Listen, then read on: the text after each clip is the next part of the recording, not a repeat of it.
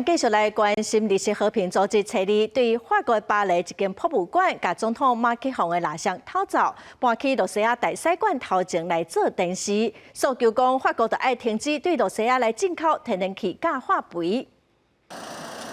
为着法国会当停止对罗西亚进口天然气和化学肥料，只好请总统马克宏的蜡像到罗西亚大使馆，互大家看一下。这是环保倡议组织绿色和平的抗议行动。根据警方消息人士，两个查某人和一个查甫人以游客的身份入去到巴黎的格雷万蜡像馆，所落来到换衫技术工作人员用炭啊，把这尊价值4万欧元的蜡像砍掉，都对紧急出口选气。 C'est lui qui se positionne à chaque fois comme grand défenseur de l'Ukraine et soutien de l'Ukraine.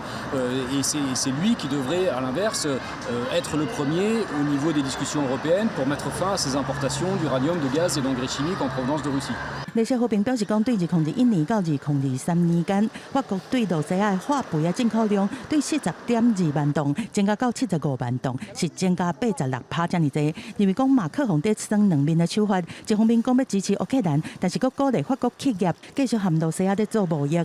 国际援助团体自由军队联盟车子是打出瑞典气候人士通贝利在胖船马德林号的相片，希望会当到加沙走廊的海岸运送援助的物资，而且对国际社会会当来提醒讲，人道危机搁在持续。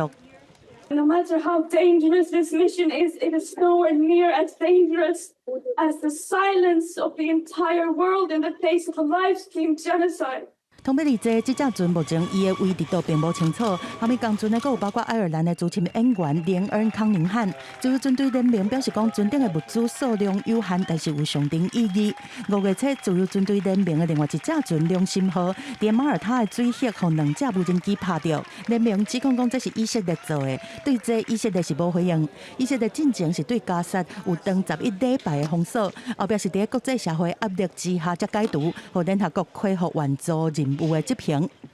公司新闻吴文玲编译。